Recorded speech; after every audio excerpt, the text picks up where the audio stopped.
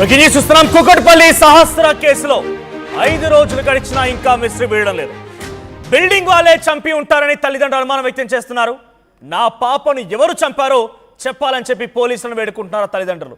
ఇన్ని రోజులు అవుతున్నా ఇంకా కేసును ఛేదించకుండా పోలీసులు ఏం చేస్తున్నారంటూ కూడా సహస్ర తల్లి ఆవేదన వ్యక్తం చేస్తున్నారు. 10-12 ఏళ్ల ఆ చిన్నారిని తన ఇంట్లో ఉండగానే తెల్లవారుజామున అందరూ ఒక రకంగా ఒక రద్దీగా ఉన్నటువంటి ప్రాంతంలో నుంచి ఎవరు ఆ ఇంట్లోకి పెంట్ హౌస్లోకి వెళ్ళారు, ఎవరు ఆ అమ్మాయి పైన ఇంత విచక్షణ రహితంగా దాడి చేశారు. సో మొత్తంగా ఆ అమ్మాయి మెడ భాగంలో 10 కత్తి ఘాట్లున్నాయి, ఒంటిపై మొత్తంగా 20 ఘాట్లున్నాయి. ఇంత విచక్షణ రహితంగా ఆ అమ్మాయి రక్తపు మడుగులో కొట్టుమిట్టాడుతూ ఉంటే ఏమాత్రం కనికరం చూపించకుండా ఆ చిన్నారిపై దాడి చేసింది ఎవరు? ఇప్పుడు ఇవే అనుమానాలను తావిస్తూ ఉన్నాయి. 5 రోజులు కావస్తున్నా ఇంకా ఎటువంటి అంశం తెలియడం లేదు. బిల్డింగ్ వాళ్ళు కాదు, బయట వ్యక్తులు చంపి ఉంటారని పోలీసులు చెప్పారని సహస్ర పెద్దనాన్న కూడా చెప్పుకొచ్చారు. ఒకసారి సహస్ర తల్లి ఎంత ఆవేదన భరితంగా, ఎంత ఉద్వేగభరితంగా గుండెలు పగిలేలా ఏడుస్తూ మాట్లాడుకొచ్చింది. తనేం మాట్లాడిందో చూద్దాం.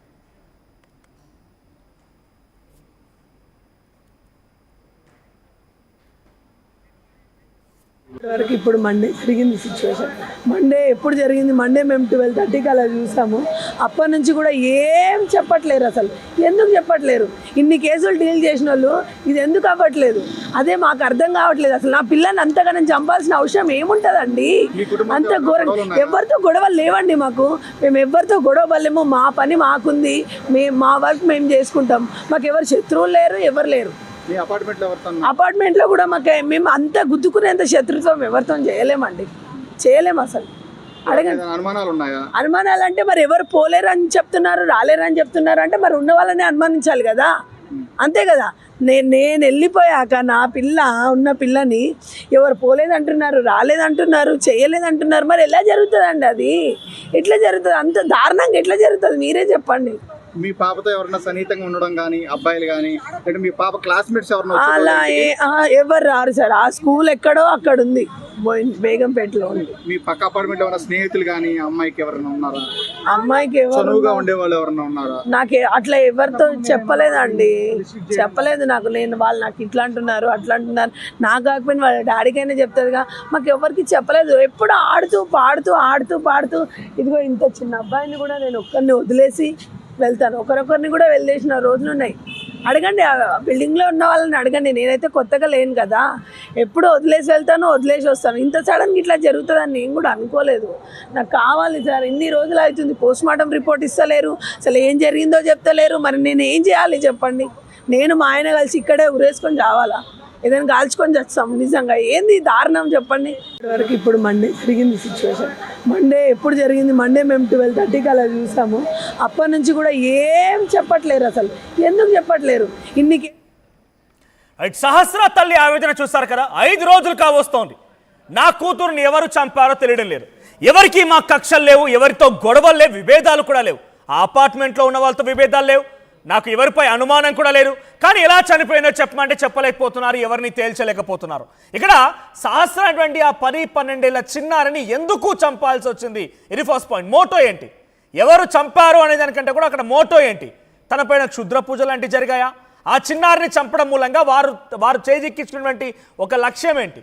ఇక్కడ చివరిగా నా కూతుర్ని వదిలేసి నేను పనికి వెళ్తే నేను వచ్చి చూసేసరికల్లా ఈ ఘోరమైనటువంటి స్థితిలో నా కూతురు పడి ఉంది. సో ఇప్పుడు నేనేం చేయలేకపోతున్నానని చెప్పి ఆ తల్లి చెప్తోంది.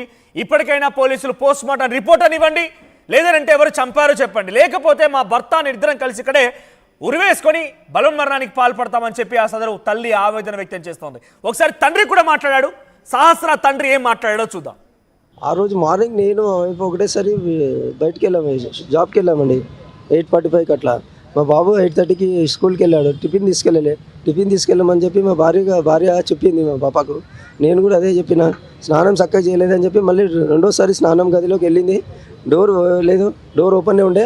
నేను సరే అనేసి వెళ్ళిపోయినాం. మేము వెళ్ళిపోయినాక 10:30కి నేను అసలు యాక్చువల్గా ఇంటికాడ ఒక వెహికల్ ఉంది, ఆ వెహికల్ తీసుకెళ్దామని చెప్పి నేను 12-12:30 కల్లా ముసాఫిర్ బ్రిడ్జి దిగుతున్నాను. ఆ స్కూల్ టీచర్, మా బాబు వాళ్ళ స్కూల్ టీచర్ ఫోన్ చేసింది. నేను టిఫిన్ రాలేదు అని చెప్తేనే ఆ టిఫిన్ కోసం నేను మళ్ళీ మా భార్యకి ఫోన్ చేసిన. టిఫిన్కే తీసుకెళ్ళలేదంటే ఆమె ఏం చేస్తుంది చూడంటే, ఆ ప్రియాంక అనే అమ్మాయికి ఫోన్ చేసి ఆమె పైకి వచ్చి చూసి గొల్లెం ఉంది, ఎక్కడ ఆడుకుంటుందో తెలియదక్క అని చెప్పి ఆమె ఫోన్ మళ్ళీ కిందికి వెళ్ళిపోయి డోర్ వేసుకుందంట. నేను వచ్చేసరికి డోర్ వేసి ఉండేది. ఆ డోర్ వేసినప్పుడు నేను పిలిచిన మా పాపని, పిలిస్తే అసలు ఏంది అక్కడ ఎవరు కనిపించట్లేదు, పలుకుతలేదు అని చెప్పి నేను మళ్ళీ డోర్ ఓపెన్ చేసేసరికి రైట్ సైడ్లో మంచం మీద పడి ఉన్నది, ఆమె పడుకొని ఉన్నది. పోలీసులు ఇప్పుడు 4 రోజుల నుంచి విచారణ చేస్తున్నారు కదా. అదే ఆమె వాళ్ళకి ఏం క్లూ దొరకట్లేదంట సార్, వాళ్ళకి క్లూ దొరకట్లేదంట. వాళ్ళు నన్ను అడుగుతున్నారు, నీకు ఏమన్నా తెలిసి ఉంటే చెప్పు, నీకు తెలిసి ఉంటే చెప్పు. నేను అంత పెద్ద కొట్లాడేంత ఆలోచన ఎవరికి నాకైతే లేదు. మరి ఎన్ని రోజుల నుంచి నా మీద పగ పెట్టుకొని నన్ను ఫాలో చేసి నా పాపని ఇట్లా దారుణంగా చంపారంటే అతను దొరకాలనే చూస్తున్నా, వాడు దొరికినాక వాడిని అడగాలనే నా కసి, నా కడుపు మంట, అదే ఇంకేం లేదు. అంటే సీసీ కెమెరాలో కూడా ఒక వ్యక్తి వస్తున్నాడు చూస్తున్నాడు. అదే నేను నిన్న రాత్రి చూసిన ఆ ఫుటేజ్, నాకు ఇంతవరకు నా మైండ్ పనిచేయట్లేదు. అసలు ఏంది అంత సహకరిస్తున్నారు ఆయనకు, లోపల వెళ్ళడానికి అంత సహకరిస్తున్నారు, పక్క వాళ్ళు ఇంట్లో వాళ్ళు సహకరిస్తురా, బయట వాళ్ళు సహకరిస్తురా. ఆ లేడీ ఎవరు, ఆ లేడీ ఫోన్ మాట్లాడుకొని బయటకు వస్తుంది, లోపలికి వస్తుంది. ఆ లేడీ ఎవరు, ఆ లేడీని పట్టుకొని అడిగితే మొత్తం బయటపడుతుంది అని చెప్పి నా ఆలోచనలో ఉన్నది. అంటే కింద ఫ్లోర్ వాళ్ళు మీద ఫ్లోర్ వాళ్ళు ఎవరో ఇట్లా చేసిరు అని చెప్పి అనుమానం. ఇప్పుడు ఆ బిల్డింగ్లో ఉన్నారు అందరు, ఆ బిల్డింగ్లో ఉన్న వాళ్ళందరినీ అనుమానించడంలో తప్పు లేదు. ఇప్పుడు నేను నా సిచ్యువేషన్ బట్టి చెప్తున్నాను, నేను ప్రతి ఒక్కరిని అనుమానించాల్సిందే. నేను ఇప్పుడు ఎవరు మంచోళ్ళని నేను ఎవరిని అంటలేను, ప్రతి ఒక్కరిని అనుమానిస్తున్నా. నేను ప్రతి ఒక్కరిని అనుమానించే చూస్తున్నా. వాళ్ళని అనుమానించి చూస్తేనే నాకు బయటపడుతుంది, నా ప్రాబ్లం సాల్వ్ అవుతుంది అని చెప్పి నా ఆలోచన. అంటే కొన్ని యూట్యూబ్ ఛానల్స్ లో కావచ్చు, లేకపోతే అవును, ఆ ఛానల్ వాళ్ళకు చెప్తున్నాను, వాళ్ళ ఛానల్ అంత వరస్ట్ ఛానల్ వద్దు, ఎందుకంటే తండ్రి చంపుతున్నాడు. వాళ్ళని కొద్దిగా రిక్వెస్ట్గా చెప్తున్నాను, ఈ మాత్రము జాగ్రత్త తినండి. మీరు కడుపుకు అన్నమే తినండి, వేరే తినకండి. తండ్రి చంపుకునేంత దౌర్భాగ్యం ఎవరికి ఉండదు. నాకు ఒకటే కూతురు ఉన్నది, 10 మంది లేరు. చెప్తున్నాను, వాళ్ళకు కూడా కూతుర్లు ఉండొచ్చు, వాళ్ళు చంపుకుంటారో నాకు సంబంధం లేదు.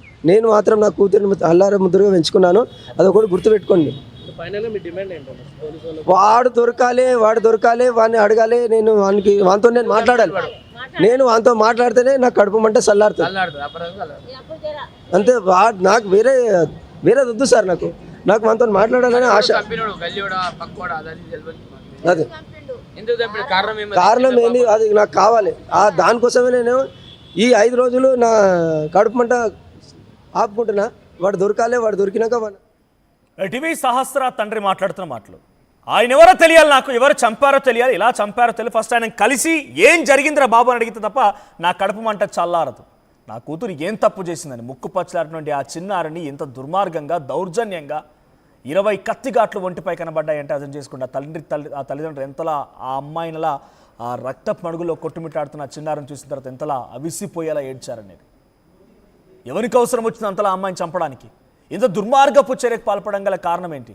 సో ఫస్ట్ నా ముందుకు రావాలి, నా ముందుకు వచ్చి మాట్లాడితే, నా ముందుకు తీసుకొస్తే అప్పుడు అడుగుతాను, అప్పటి వరకు నా కడుపు మంట చల్లారదు అని చెప్పి ఆ తండ్రి చెప్తున్నాడు. ఒకసారి అటు సహస్ర పెద్దనాన్న ఆయన కూడా మాట్లాడుకొచ్చారు ఆర్టీవీతో. సో వాళ్ళకున్న అనుమానాలు ఏంటి, వాళ్ళకున్న సందేహాలు ఏంటి వాళ్ళు కూడా చెప్పుకొచ్చారు. సో ఎప్పటికప్పుడు ఆర్టీవీ సహస్ర మర్డర్కి సంబంధించిన అంశంపైన మీకు అప్డేట్స్ అందిస్తోంది. సో మీ అనుమానం ఎవరిపైన? కుటుంబీకులైతే తల్లిదండ్రులు కాదు అని పోలీసులు తేల్చారు. అదే ఇంట్లో అంటే అదే బిల్డింగ్లో ఉన్నటువంటి ఇంకెవరైనా ఇతర వ్యక్తులా ఉంటారా అంటే అది కూడా కాదని పోలీసులు తేల్చారు. ఇప్పుడు అనుమానం అంతా కూడా ఆ 3వ వ్యక్తిపైనే.